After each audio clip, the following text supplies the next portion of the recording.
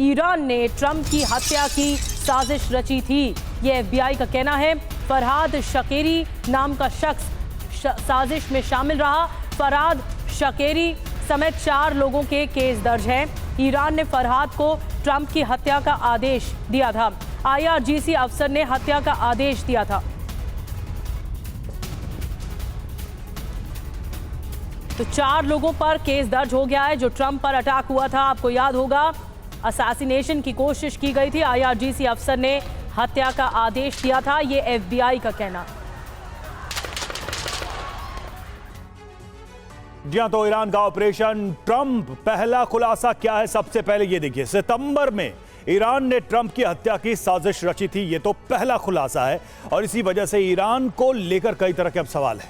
IRGC ने फरहाद शकेरी को हत्या का आदेश दिया था, ये पहला खुलासा, उससे जुड़ी बड़ी जानकारियां हैं। फरहाद शकेरी को $5 लाख की पेशकश की गई थी इस काम के लिए। दूसरा खुलासा क्या है? फरहाद शकेरी को प्लान बी भी बताया गया था, यानी कि अगर प्लान ए फेल हुआ तो प्लान बी भी तैयार था, जिसके लिए फरहाद शकेरी को जानकारी दी गई थी। अगर प्लान सफल न हो तो चुनाव तक रहने को कहा गया था, यानी कि चुनाव हो जाए, नतीजे आ जाएं, उस तक इंतजार करने को कहा गया था। ईरान को आशंका थी कि ट्रंप चुनाव हार जाएंगे, यानी ट्रंप इस चुनाव में जीतेंगे नहीं और ट्रंप के चुनाव हारने के बाद हत्या करना आसान हो जाएगा, यानी ट्रंप अगर हारते तो उनके ऊपर यह हमला होता। फरहाद शकेरी कौन है? तेहरान में रहने वाला अफगान नागरिक है फरहाद शकेरी, और FBI ने शकेरी से करीब 5 बार पूछताछ की है, 5 बार इंटेरोगेशन किया है। फरहाद शकेरी ने IRGC अफसर से मिलने की बात कबूली है और इस बात को स्वीकार किया है कि IRGC से उसे इंस्ट्रक्शन मिला था। करेंगे इस पर बातचीत, चर्चा करेंगे। हमारे साथ तमाम मेहमान इस वक्त जुड़े हुए हैं। मेजर जनरल रिटायर्ड संजय सोई सर हमारे साथ जुड़े हुए हैं, रक्षा विशेषज्ञ। एयर मार्शल राजेश कुमार हमारे साथ, रक्षा विशेषज्ञ जुड़े हुए हैं। महेश सचदेव सर, पूर्व राजदूत हमारे साथ हैं स्टूडियो में, और सुमित चौधरी हमारे संवाददाता भी हमारे साथ जुड़े हुए हैं। सबसे पहले मैं सुमित के पास ही जाऊंगा। सुमित, ये समझना चाहेंगे इस पूरे मामले में एक चीज, सुमित हमारे साथ जुड़ेंगे थोड़ी देर में, हम जाएं उनके पहले संजय सोई सर, ये सवाल मैं आप ही से करता हूं। ये चीज बिल्कुल साफ नजर आ रही है कि ट्रंप को पर्सनली लगता है ईरान दुश्मन मान रहा था, अगर इस पूरे खुलासे को देखें, क्योंकि चुनाव हारने की सिचुएशन में भी हत्या का प्लान ए और बी तैयार था। नहीं, बिल्कुल, देखिए ऐसा है कि वाकई में अगर ईरान हर तरह की कोशिश कर सकता है कि डायरेक्ट अटैक, अभी भी देखिए ईरान की जो फिलॉसफी रहती है वो इनडायरेक्ट अटैक की, चाहे वो हमास, हूती, हिजबुल्लाह के द्वारा या इस तरह का इनडायरेक्ट अटैक करके अपने प्रॉक्सीज, अपने जो लोग हैं इनके, जैसे कर्ड्स फोर्स है, वो भी इस तरह से काम करती थी, और जो इनके इंटेलिजेंस वाले हैं वो कर सकते। तो यहाँ पर कहीं ना कहीं अमेरिका के अंदर जिसको कहते हैं दो फाड़ वाली बात है, वो एक डिस्टर्बेंस क्रिएट करने वाली बात है, वो निकल के आती। लेकिन इसका मैं यहाँ देख रहा हूँ कि फ़ायदा सबसे ज़्यादा फिर ट्रंप को ही मिला। अगर वो बच गया, उसके बाद में जो एक सिंपैथी वोट है वो ज़्यादा मिले, और किस प्रकार से जो डीप स्टेट को ब्लेम किया गया, और ये जो नई बात निकल के आएगी, ईरान निकल के आ रहा है, तो शायद ये कारण ये भी बनेगा कि ट्रंप जो का एक एंगल, जो आज जो फोकस है वो इजराइल बचाओ और ईरान को किस प्रकार से न्यूट्रलाइज किया जाए, ये बात शायद आगे बढ़ सकती है। आज देखिए उनका फोकस यूक्रेन से हटकर और इजराइल की तरफ पूरा फोकस है। जी, बहुत बड़ा खुलासा है संजय सोई सर, और सबसे बड़ी बात यह कि ट्रंप पर जो हमले की कोशिश हुई प्रचार के दौरान वो ईरान ने करवाया, ये FBI दावा कर रही है। लेकिन फायदा ट्रंप को हुआ, जैसा आप कह रहे हैं, सहानुभूति सारी ट्रंप को मिल गई और वो चुनाव जीत गए। अब आपको बताते हैं ट्रंप पर कब कब हमले की साजिश रची गई है और क्या क्या कोशिश की गई, कब कब हमला हुआ है ट्रंप पर। पहली बार आपको बताते हैं, दूसरी बार, पहली बार कब, 13 जुलाई पेंसिल्वेनिया में चुनावी रैली में हमला किया गया। ट्रंप के कान में गोली लगी थी, वो तस्वीरें सार्वजनिक थी और पूरी दुनिया ने देखी। दूसरी बार जो अटैक किया गया वो 16 सितंबर को फ्लोरिडा में गोल्फ खेलते वक्त संदिग्ध एक पकड़ा गया था और AK-47 के साथ ये संदिग्ध पकड़ा गया था। तो इस तरह से ये कोशिशें होती रहीं और देखिए तीसरी बार का 12 अक्टूबर को कैलिफोर्निया में और ट्रंप की रैली से संदिग्ध गिरफ्तार हुआ हथियारबंद शख्स पकड़ा गया। तो देखिए इस तरह से 2 बार कोशिश की गई, तीसरी बार पूरी प्लानिंग थी, पकड़ा गया वो शख्स और इस तरह से ऐसा लग रहा था कि ट्रंप के ऊपर एक कंसिस्टेंट प्लानिंग के तहत ये हमले किए जा रहे थे। अब आपको ट्रंप पर तीनों हमलों की तस्वीर भी हम दिखाने जा रहे हैं कि कब कब कैसे हमला हुआ, षड्यंत्र रचा गया। ट्रंप पर सबसे पहला हमला उस वक्त हुआ जब पेंसिल्वेनिया में चुनाव प्रचार कर रहे थे, वो अमेरिकी लोगों को संबोधित कर रहे थे। ठीक उसी समय गोली चली जो उनके कान को छूकर निकल गई। हालांकि इस हमले के बाद ट्रंप बहादुरी के से रैली में डटे रहे और 64 दिन बाद ट्रंप पर दूसरी बार हमले की कोशिश की गई, लेकिन वो नाकाम हो गई, वो हमला असफल रहा। और वारदात 16 सितंबर की है जब वो फ्लोरिडा के पाम बीच काउंटी के इंटरनेशनल गोल्फ क्लब में खेल रहे थे।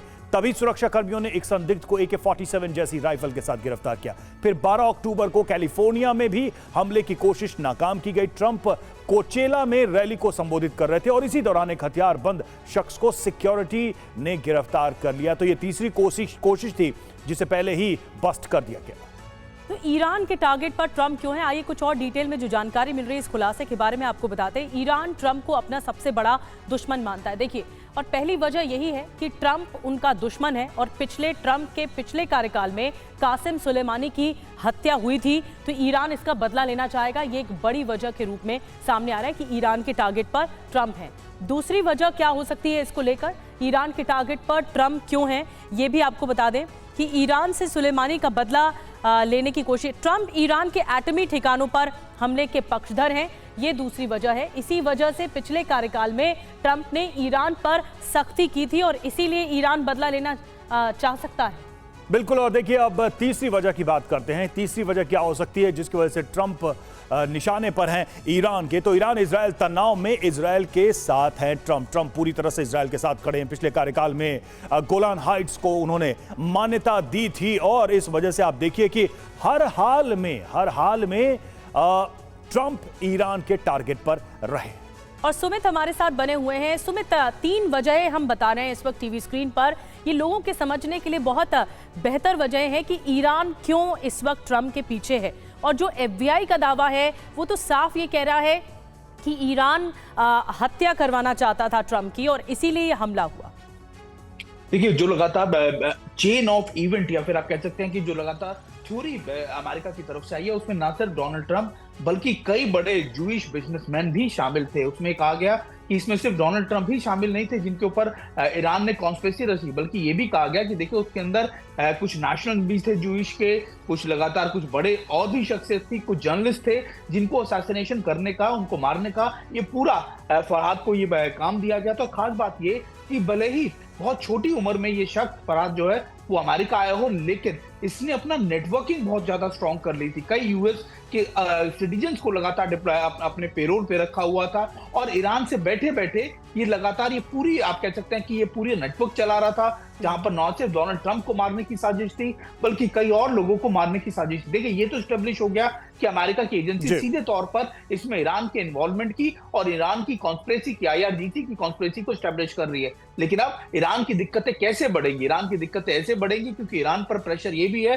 कि अपनी प्रॉक्सीज का साथ छोड़ना, वहीं अमेरिका के आप कह सकते हैं कि राष्ट्रपति को मारने के लिए अटेम्प्ट किया जाना, ये ईरान के लिए बहुत बड़ा सरदर्द बन जाएगा। और निश्चित तौर पर आप देखिएगा कि अमेरिका पूरे तौर पर कहीं ना कहीं ना सिर्फ सैंक्शन लगाएगा बल्कि IRGC और दूसरी एजेंसीज पे ईरान के बड़े एक्शंस भी लेगा। सुमित, कॉन्सिक्वेंसेस पे भी हम आगे चर्चा करेंगे कि ये जो कुछ भी सामने आ गया है अब इसके बाद इसका अंजाम क्या होगा, ईरान के लिए कितनी बुरी खबर है ये। लेकिन राजेश सर, सवाल ये है कि ट्रंप को असैसिनेट करने से ईरान को क्या बेनिफिट होता? किसी भी सिचुएशन में, चुनाव के बीच में, चुनाव के बाद या राष्ट्रपति बनने के समय ये जो अटैक किए गए, जानलेवा हमले किए गए, इसका कुल मिलाकर रिएक्शन तो अमेरिका का बहुत भयानक होता। अगर ये बात खुली है, खुल के सामने आई है कि इसमें IRGC और ईरान का रोल है, तो ऑब्जेक्टिव क्या था, क्या मकसद था, क्या मिल जाता ईरान को? देखिए, ईरान को ऑलरेडी इतने सारे सैंक्शंस हो चुके हैं अमेरिका से, उनकी इकोनॉमी काफ़ी डोल्ड्रम्स में है और ये जो पहले जो उनके एटमी प्रोग्राम पे जो JCPOA हुआ था, वही ट्रंप ने जो डील हुई थी उससे उन्होंने वॉक बैक किया था और ट्रंप का ये कहना था, और मेरे ख्याल में रिपब्लिकन पार्टी का भी यही मत है कि ईरान को ऐसी लैटिट्यूड नहीं दी जानी चाहिए जिससे वो अल्टीमेटली एक न्यूक्लियर वेपन बाद में बना सके। तो उसके लिए जो भी सैंक्शंस उन्होंने किए, जो अब जो बाइडेन की एडमिनिस्ट्रेशन आई, वो सैंक्शंस इन्फोर्समेंट जो है उनकी वो थोड़ी ढीली पड़ गई। तो आज भी देखें आपके ईरान का एक्सपोर्ट जो है ऑयल का 1.7 to 1.8 million barrels per day है। तो अगर ये अभी चल रहा है और मेन बायर उनका चाइना है और ये ट्रेड अभी तक इसके ऊपर कोई सख्ती नहीं की गई, तो ईरान को लगता है कि जैसे ही ट्रंप आएंगे वो इस पर सख्ती करेंगे और हो सकता है कि उनकी जो प्रोडक्शन 1.7 1.8 जो उनकी लो थी जब सैंक्शंस मैक्सिमम पे थे और जिस तरह से वो इन्फोर्स किए जा रहे थे 1 मिलियन बैरल्स के नीचे भी आ गई थी, तो इस पर इनकी इकोनॉमी का बहुत फर्क पड़ेगा।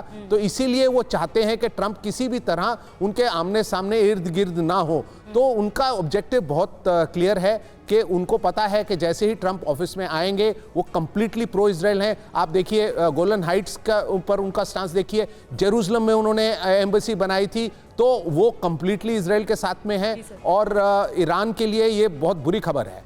बड़ी बात आपने बताई कि ईरान सबसे बड़ा दुश्मन है और ट्रंप को वो अपना सबसे बड़ा दुश्मन मानता है। इसलिए अब आगे की रणनीति क्या होगी? अब तो जो ट्रंप हैं वो पूरी तरह से बड़े अंतर के साथ जीते हैं, अमेरिकी राष्ट्रपति बने हैं। अब क्या करेगा ईरान? एक बड़ी खबर, बेरूत पर इजरायली हमले जारी हैं। बेरूत के दक्षिण इलाकों पर बम गिराए गए हैं।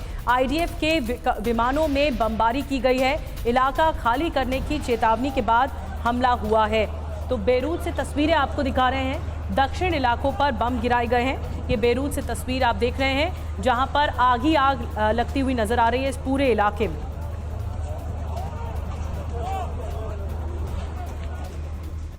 और एक और खबर, IDF के हवाई हमले के बाद तारे में बर्बादी, बमबारी के बाद हर तरफ दिखा मलबा।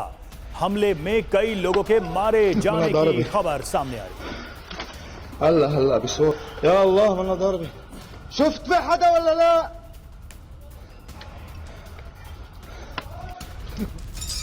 और एक और बड़ी खबर, लेबनान के बालबेक में बड़ा हमला हुआ है। IDF ने बालबेक में 4 धमाके किए हैं।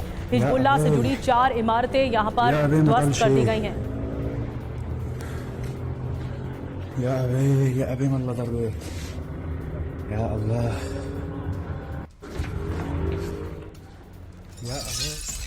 और हाइफा से गलीली तक हिजबुल्लाह का बारूदी प्रहार, 2 घंटे में दागे 40 से ज्यादा रॉकेट। पिछले 24 घंटे में 120 रॉकेट हमले हुए। इजरायली सैन्य बेस पर हिजबुल्लाह का अटैक।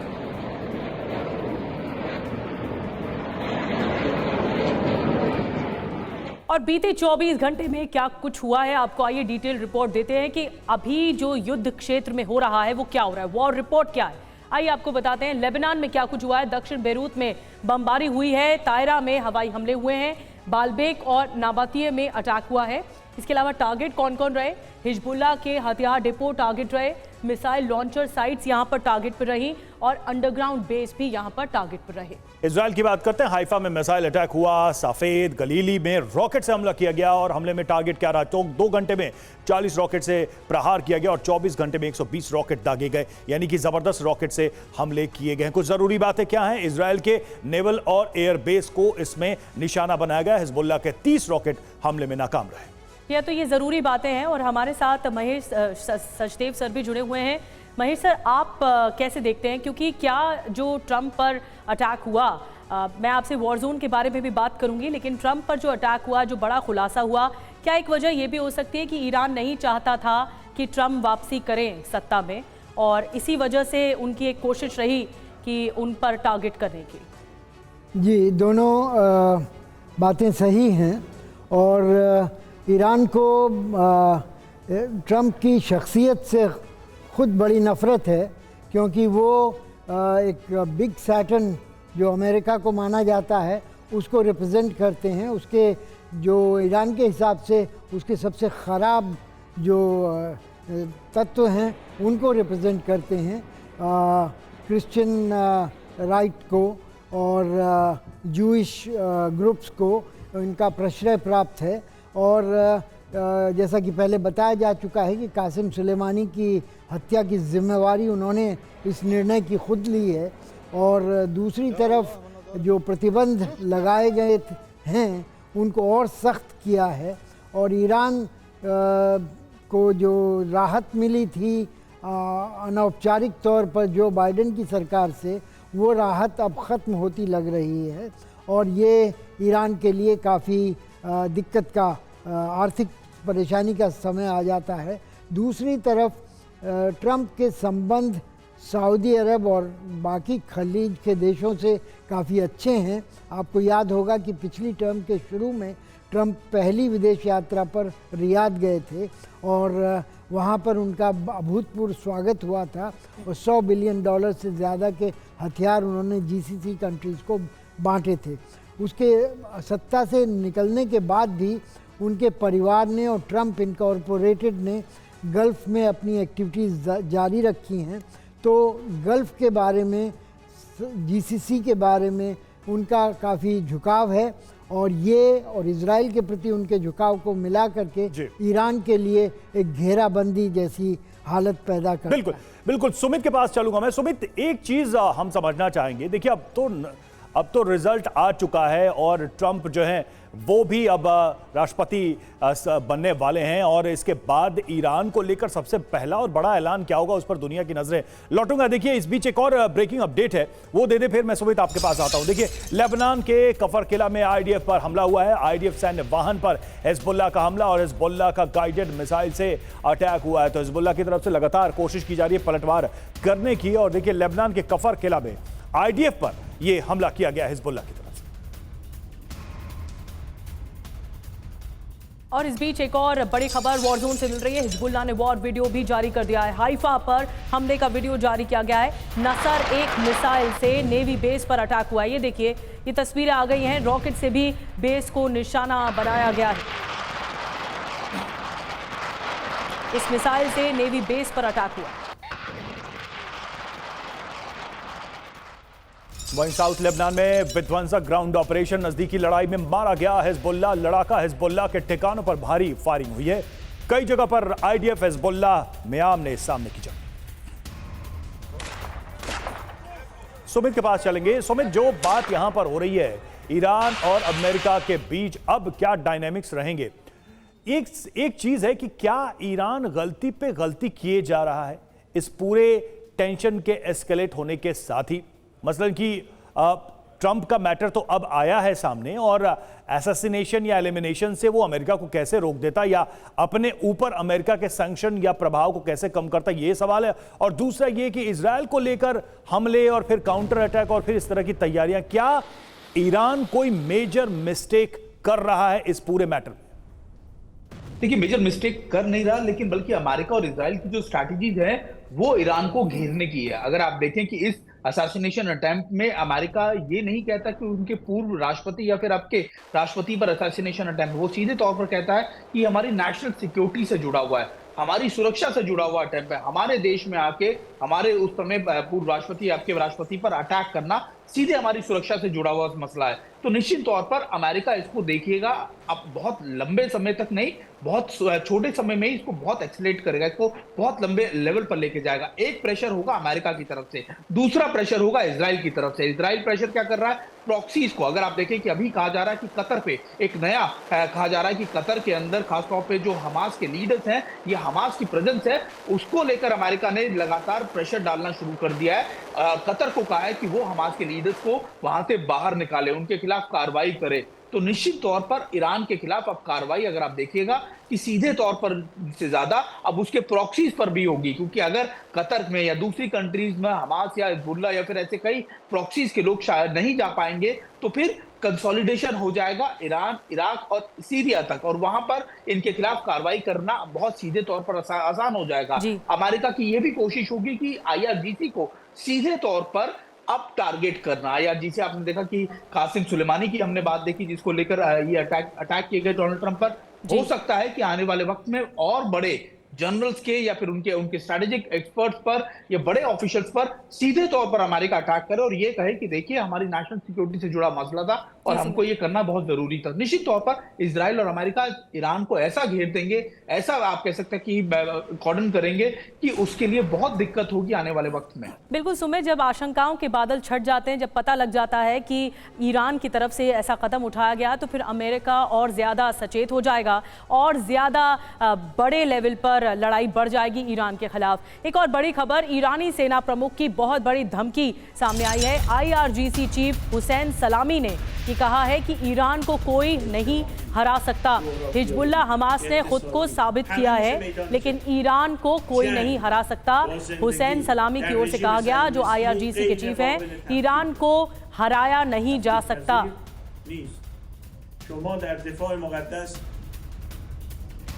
तो ईरान को हराना नामुमकिन है क्या? सवाल यही है। बड़ी खबर क्या? सबसे पहले वो देख लीजिए। ट्रंप की वापसी पर ईरान का गुस्सा भड़का है और IRGC चीफ की अमेरिका इजराइल को सीधी चेतावनी सामने आई है। क्या कहा उन्होंने? दुनिया खिलाफ क्यों ना हो, ईरान को कोई नहीं हरा सकता। दुनिया की हर शक्ति के सामने ईरान बेहद कमजोर। ये कह रहे हैं कि ईरान किसी भी तरीके से टूटेगा नहीं और खड़ा रहेगा। इस बयान के मायने क्या है ये भी हम समझ लेते हैं। निधि। जी हाँ, तो ईरान पर ट्रंप की सख्ती के आशंका के बीच ये धमकी सामने आई है। ट्रंप पर दबाव बनाने की एक तरह से कोशिश हो रही है। ट्रंप नए नवेले राष्ट्रपति हैं और अब दबाव बनाने की कोशिश हो रही है। ट्रंप को बताने की कोशिश है कि ईरान न झुका है न झुकेगा। संजय सोए सर, मैं आपके पास आ रही हूँ इसी सवाल के साथ। ये क्या सिर्फ वर्बल धमकियाँ सामने आएंगी या फिर आपको लगता है कि ग्राउंड जीरो पर अब अमेरिका ने ये ठान ली है कि ईरान को सबक सिखाना है और ये लड़ाई इस तरफ भी जाएगी? नहीं, बिल्कुल निधि, ऐसा है कि अमेरिका और इजराइल ने शायद अब ये सोच लिया है कि जितने भी मुसीबत है वहाँ पर, हिजबुल्लाह, हमास, हूथी और सीरिया, इराक, जहाँ जहाँ से हमले हो रहे हैं और अमेरिका की बेसिस पर भी हमले हो रहे हैं, रेड सी पर पूरी दुनिया के लिए मुसीबत बनी हुई है, इन सब की जड़ ईरान है। और ये बात ये काफ़ी पहले समझ रहे, लेकिन ईरान के खिलाफ डायरेक्ट एक्शन लेने में दोनों हिचक रहे थे। क्यों? पहले प्रॉक्सीज को ख़त्म कर रहे थे। तो यहाँ पर कहीं ना कहीं अगर इनका शायद ये फैसला हो सकता है कि ईरान को अगर बहुत कमज़ोर कर दिया जाए, सैंक्शन लगाए लेकिन उसका कोई ख़ास असर इतना दिखता नहीं है, इसको मिलिटरली और लीडरशिप के तौर पर काफ़ी कमज़ोर किया जाए, तो तब शायद उसका फ़र्क ये हुतीस पर और जो उनके प्रॉक्सीज पर पड़ेगा और इजराइल शायद ज़्यादा सेफ महसूस करेगा, अमेरिका ज़्यादा सेफ महसूस करेगा। और अगर ट्रंप के ऊपर हमलों की जो अगर के तार जो ईरान से जुड़े हुए, तो ट्रंप इसको पर्सनली भी ले लेगा। और ये बात साफ जाहिर है, उनके जो फिलॉसफी है कि एक ही जगह हम फोकस करेंगे। यूक्रेन को थोड़ा सा भी बैक सीट पर रख रहे हैं और अभी पूरा फोकस इजराइल की तरफ, मिडिल ईस्ट की तरफ ज़्यादा रखेंगे। जी बड़ी बात आपने कही। अब एक और बड़ी खबर जल्दी से बता देते हैं। हिजबुल्लाह की इजराइल को नई चेतावनी सामने आई है। इजराइल पर ग्राउंड ऑपरेशन की धमकी दी गई है। वीडियो में हिजबुल्लाह की स्पेशल फोर्स देखने को मिली है। जो तस्वीरें देखिए हम आपको दिखा रहे हैं, ये ट्रेनिंग की है और इजराइल के अंदर घुसकर कैसे हमले के संकेत दिए हैं कि इस तरह की ट्रेनिंग के जरिए इजराइल के अंदर घुसकर उस पर टारगेट किया जा सकता है।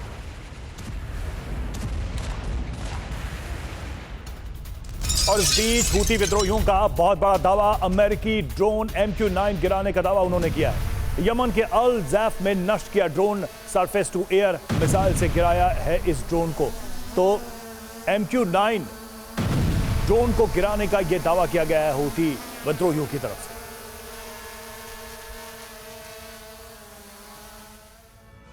और आइए आपको बताते हैं, 2 दिन 2 विध्वंस, तबाह अमेरिकी ड्रोन। बड़ी बात क्या है, देखिए इस हमले से जुड़ी हुई, यमन में हूती का अमेरिकी ड्रोन पर अटैक हुआ है। बड़ी बात इसमें यह है कि हूती ने 24 घंटे में 2 अमेरिकी ड्रोन नष्ट कर दिए।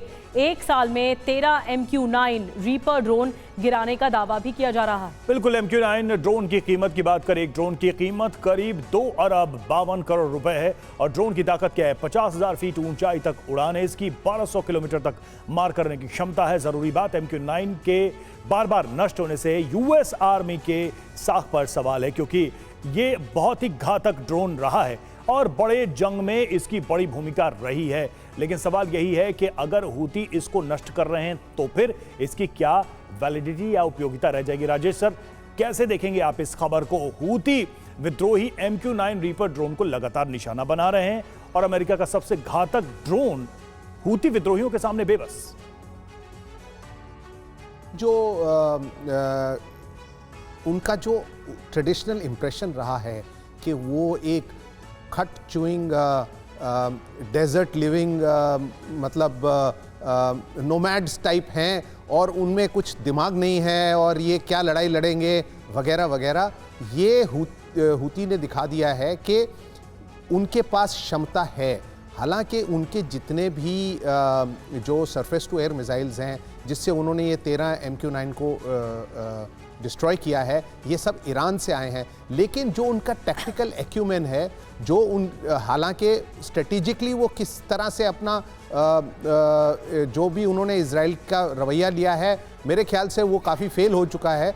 लेकिन टैक्टिकल सक्सेसेस जो हैं हूतीस को, वो बहुत ज़्यादा मिल रही हैं। उनका टैक्टिकल एक्यूमेन जो है वो बहुत बढ़िया है। उन्होंने MQ-9 रीपर्स को गिराया है, फिर बैलिस्टिक मिसाइल से शिप्स को टारगेट किया है। बैलिस्टिक मिसाइल से शिप को टारगेट करना, मूविंग टारगेट को करना काफ़ी मुश्किल समझा जाता है, लेकिन किसी तरह से उन्होंने, हालांकि काफ़ी मिसेस भी हुए हैं पर कुछ सक्सेसेस भी हुए हैं। तो मेरे हिसाब से हूती एक ऐसा थ्रेट है जिसको लाइटली नहीं लिया जा सकता।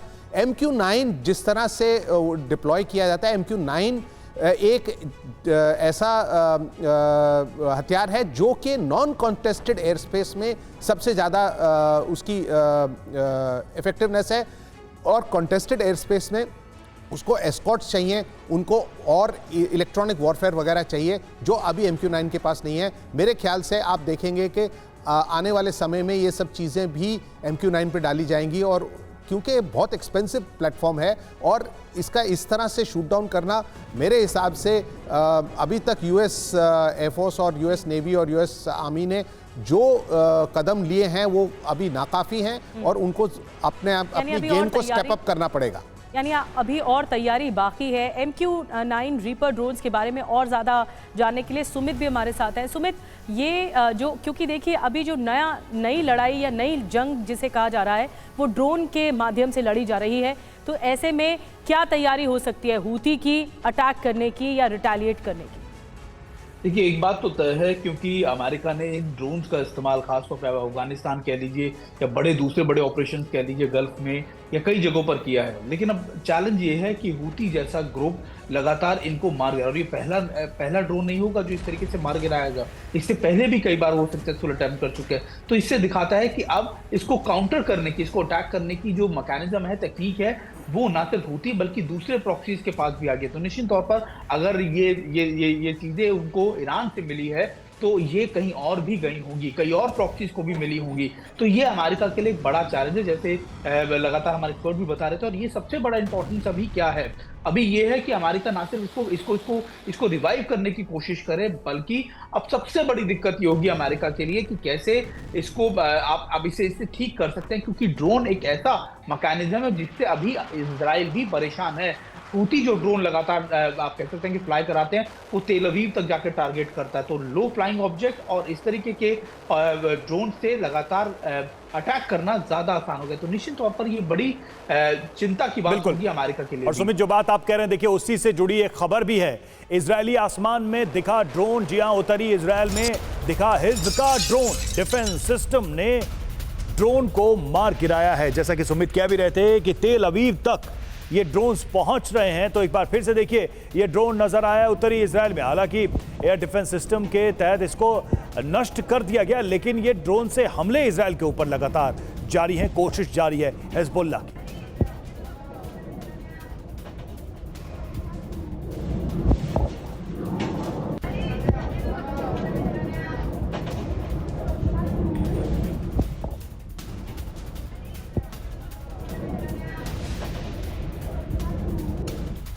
और एक और बड़ी खबर, दक्षिण इजराइल पर हूती का बड़ा अटैक हुआ है। जहां यमन से हूती ने दागी है क्रूज मिसाइल।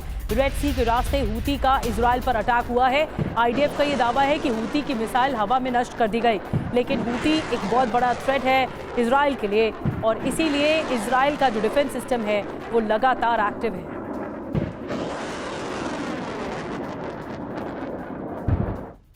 तो हूती का हमला और इजराइल में है अलर्ट इस हमले को लेकर। हूती ने दक्षिण इजराइल पर मिसाइल से हमला किया। हूती ने इजराइल पर क्रूज मिसाइल अदा की हैं। हमले के बाद दक्षिण इजराइल में एयर रेड अलर्ट है और डिमोना न्यूक्लियर फैसिलिटी के करीब गूंजे एयर रेड अलर्ट। डेड सी से अरावा रीजन तक गूंजे हैं हमले के एयर रेड अलर्ट सायरन। तो देखिए किस तरह से इन हमलों की कोशिश के बाद से पूरे इजराइल में सतर्कता बरती जा रही है। सचदेव सर, अब एक चीज आप बेहतर बता पाएंगे इस पूरे मामले में कि अब ट्रंप का जो समर्थन है वो इजराइल को बढ़ेगा, तो क्या यह माना जाए कि इजराइल आने वाले समय में और घातक होने वाला है? क्योंकि कई बार हमने बाइडेन के समय सुना कि इजराइल को मनाही हो रही थी, कई चीजों पर उसके हाथ रोके जा रहे थे। क्या खुला हाथ, फ्री हैंड मिलने वाला है इजराइल को अमेरिका की तरफ से? आपको कई कारण मिलेंगे जिससे कि कहा जाए, जो आपने कहा है वो सच है, माना जाएगा। लेकिन मैं दूसरे कारण भी दिखाना चाहता हूं आपको। ट्रंप के पहले अवतार में पिछली बार जब वे राष्ट्रपति थे तो कई चीज़ें ऐसी हुई जिनके बारे में काफ़ी संशय उठता है कि ट्रंप कितने आक्रामक हैं। तालिबान से जो समझौता किया गया वो इतना बेकार समझौता था जिससे कि 20 साल की अमेरिका में की लड़ाई तालिबान के ख़िलाफ़ वो एक तरह से निरस्त हो गई। दूसरे और कतर में जिस तरह का समझौता किया गया उसमें साफ था कि तालिबान का कब्ज़ा देश पर हो जाएगा। दूसरी तरफ ट्रंप अभी भी अपने चुनाव के अभियान के दौरान भी कहते पाए गए हैं कि वो इस बात पे काफ़ी गर्व करते हैं कि उनके 4 साल के शासन में कभी कोई नई जंग शुरू नहीं की गई, सिवाय आईसिस को ख़त्म करने के उन्होंने कुछ नहीं किया। तो ये दोनों चीज़ें दिखाती हैं कि ट्रंप लड़ाई नहीं लड़ना चाहते हैं, अमेरिकी सिपाहियों को बाहर नहीं भेजना चाहते हैं, अमेरिकी पैसा बाहर की लड़ाइयों पर खर्च नहीं करना चाहते हैं और और अमेरिका के डीप स्टेट में ह्यूमन बॉडी बैग्स को लेकर के बहुत ही चिंता है और उनकी थ्रेशोल्ड काफ़ी नीचे है। एक बार अगर बड़े हमला होता है उनके सिपाहियों पर या अमेरिकी नागरिकों पर तो वो पीछे हट जाएंगे। जैसा कि अबुकैक में 2019 में जब दुनिया की सबसे बड़ी ऑयल रिफाइनरी सिस्टम पर सऊदी अरब में अनजान हमला हुआ जिसकी कि हूतियों ने क्लेम किया, लेकिन वो ईरान से उपजा हुआ माना जाता है। सऊदी अरब ने ट्रंप को कहा कि आप ईरान पर हमला करिए, जवाब दीजिए, ईरान को प्रतिशोध लीजिए। उन्होंने इनकार कर दिया, कहा कि अमेरिकी कोई नहीं मरा है इसलिए हम कुछ नहीं करेंगे, आपको कुछ पैट्रियट बैटरीज दे देते हैं जो कि आगे के हमले से बचाएंगी। तो ये सब दिखाता है कि वो अपनी सेना, अपना पैसा इन सब चीज़ों में खर्च नहीं करना चाहते हैं। उनका ध्यान डोमेस्टिक इश्यूज़ पर है, घरेलू मामलों पर है, जहां अर्थव्यवस्था, इमिग्रेशन और क्राइम वगैरह के ये मुल्कों के बीच में हल करना चाहते हैं। जी, कई मुल्कों के बीच में ग्राउंड जीरो पर तो अपनी सेना को उतारा हुआ है, हथियारों को उतारा हुआ है, लेकिन दिमागी तौर पर भी एक लड़ाई लड़ी जा रही है जिसे कोल्ड वॉर कहा जाता है। और वही अमेरिका के हिस्से में इस वक्त आ रहा है कि वो कैसे स्ट्रैटेजिकली प्ले आउट करेगा सभी मुल्कों के साथ जो उनके अलाय पार्टनर भी हैं, जिनसे उनको लड़ाई लड़नी है। एक और बड़ी खबर, रूस पर यूक्रेन का भीषण अटैक हुआ है। देखिए, ये लड़ाई भी और ज्यादा बड़ी है। रूस वर्सेस यूक्रेन, होवित्जर से रूसी ठिकानों पर अटैक हुआ है, रूसी सेना को निशाना बनाया गया है।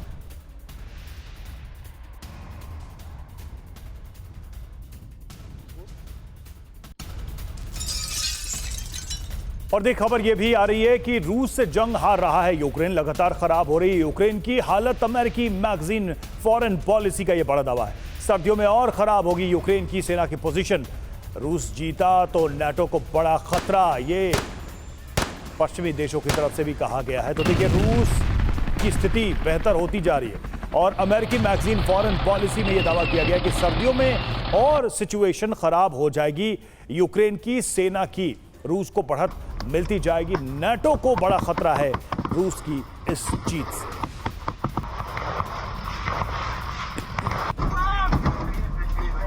तो यूक्रेन की हार तय है और नेटो को पता है रूस से जंग हार रहा है यूक्रेन। जंग में लगातार खराब हो रही है यूक्रेन की हालत। रूस जीता तो नेटो बॉर्डर पर बड़ा सैन्य खतरा होगा, ये पश्चिमी देश कह चुके हैं। अमेरिका में यूक्रेन को लेकर कंफ्यूजन का फायदा उठा रहे हैं पुतिन, ये रिपोर्ट कहती है। अमेरिकी पब्लिकेशन फॉरेन पॉलिसी ने ये दावा किया है। सर्दियों में और खराब होने वाली है यूक्रेनी सेना की पोजीशन। तो यूक्रेन की हार क्या तय नजर आ रही है और ये नेटो को क्या पता है? सुमित और ज़्यादा डिटेल में इसकी जानकारी देंगे। सुमित, क्या अब इस पूरा समीकरण इससे बदल जाएगा ट्रंप के आते ही कि ये पता है कि यूक्रेन को अब तक सपोर्ट किया जा रहा था अमेरिका की ओर से पूरे स्ट्रेंथ के साथ, लेकिन अब क्या वो नेटो को जो पता है कि हार होने वाली है यूक्रेन की, तो क्या सपोर्ट सिस्टम में फर्क आएगा? देखिए, सर्दियां किसी भी जंग के अंदर सेनाओं के लिए, दोनों तरफ की सेनाओं के लिए हमेशा मुश्किलें पैदा करती हैं, क्योंकि आपके बड़े एक्शंस नहीं होती, मूवमेंट नहीं होती, आप ज्यादातर अपने एयर मूवमेंट भी ज्यादा नहीं कर पाते, क्योंकि और रशिया यूक्रेन के अंदर तो ये मौसम बहुत ज्यादा खराब रहता है। अगर आप देखें कि पिछले 2-2.5 साल में अगर आप देखें, हमेशा सर्दियों में कई लोकेशंस के ऊपर अमेरिका, आप कह सकते हैं कि रशियंस और खासतौर पे यूक्रेन की सेनाओं में बहुत ज्यादा आपको दिखाएगा कि म्यूटनी या फिर वहां से भागे हैं। अभी इंपॉर्टेंट यह है कि ना सिर्फ ये सर्दियां, बल्कि अब अमेरिका का जो रुख है खासतौर पे नाटो को लेकर, खासतौर पर यूक्रेन को लेकर, उसमें बड़ा बदलाव आएगा, क्योंकि डोनाल्ड ट्रंप पहले ही नाटो को लेकर बहुत क्लियर कर चुके हैं कि जो प्रेशर नाटो की वजह से अमेरिका पर आ रहा है, उसकी अर्थव्यवस्था पर आ रहा है, वो उसको नहीं समझना चाहते, वो उसको नहीं आगे झेलना चाहते, और वो साफ तौर पर कह चुके हैं कि इसका ज्यादातर हिस्सा यूरोप के देश भी अपने ऊपर लें। और दूसरा, अगर आप देखें कि सबसे महत्वपूर्ण बात यह भी है कि वो चाहते हैं कि ये युद्ध रुके, क्योंकि ना सिर्फ अमेरिका के ऊपर बल्कि बाकी देशों के ऊपर भी इसका प्रेशर कम हो। इसी वजह से अभी पीछे एक रिपोर्ट भी सामने आई थी जिसमें कहा गया था कि हम ऐसा मसौदा ड्राफ्ट तैयार किया जा रहा है अमेरिका की तरफ से, जिसमें ना सिर्फ करीबन 20 साल से ज्यादा का वक्त यूक्रेन को नाटो में शामिल नहीं करने का प्रस्ताव होगा, बल्कि जो डीमिलिटाराइज जोन होगा उसमें दोनों सेनाओं के हटने की बात कही गई। और यह भी कहा गया कि यूरोप के कई देश, खासतौर पर जर्मनी, पोलैंड ऐसे देशों से अमेरिका अपनी फौजों को पीछे हटाएगा। अमेरिका लगातार अपने ऊपर आ रहे इकोनॉमिक प्रेशर को कम करना चाहता है, उसका सीधे तौर पर, क्योंकि उसका मानना है कि चाहे वो मिडिल ईस्ट के देश हो, चाहे ऐसे देश हो, उसके ऊपर वो प्रेशर लगातार इकोनॉमिक प्रेशर आ रहा है, जहां पे ना सिर्फ उसको अपनी सैनिकों की डिप्लॉयमेंट, बल्कि उनके रखरखाव, उनके मेडिकल चीजों को लेकर भी उसको बहुत ज्यादा, आप कह सकते हैं कि मुश्किलें देखनी पड़ रही है। और यही वजह है कि अमेरिका ये चाहता है कि अब ये मुश्किलें कम की जाए, ठीक की जाए, और इसी वजह से वो इसको सॉल्व करना जल्दी चाहता है। ठीक है संजय सोई सर, लेकिन नाटो में बेचैनी बढ़ी है। अमेरिका में जो नतीजे आए हैं, ट्रंप की जीत हुई है, राष्ट्रपति बनने जा रहे हैं, सबसे ज्यादा ऐसा लग रहा है कि नाटो में बेचैनी बढ़ी हुई है। नहीं, बिल्कुल, जैसे सुमित कह रहे थे कि ट्रंप की पॉलिसी रही है कि भैया तुम अपना देखो, अमेरिका ने पूरी दुनिया का ठेका नहीं ले रखा है, और अमेरिकन ट्रुप जितना वो कम से कम बाहर भेजना चाहेंगे, वो उनकी फिलॉसफी रही है। और इस समय में ये सब देखते हुए, अमेरिका में इन्फ्लेशन और अनएम्प्लॉयमेंट को देखते हुए उनका फोकस है अमेरिका फर्स्ट, और दुनिया के फालतू के झगड़ों में नहीं पड़ना चाह रहे। लेकिन एक मिडिल ईस्ट के लिए उन्होंने क्लियर कर दिया कि इजराइल को हम बचाएंगे। यही कारण है कि शायद यूक्रेन की तरफ ध्यान कम करेंगे। नाटो को खलबली है कि वो एक तरह से रशिया इसका फ़ायदा उठाएगा। दूसरी बात, अमेरिका की सपोर्ट कम हो जाएगी। तीसरी बात, जो नाटो का जो खर्चा जो काफ़ी बड़ी संख्या में अमेरिका उठाता था, वो क्या अभी अमेरिका क्या है कि यूरोप उठाए।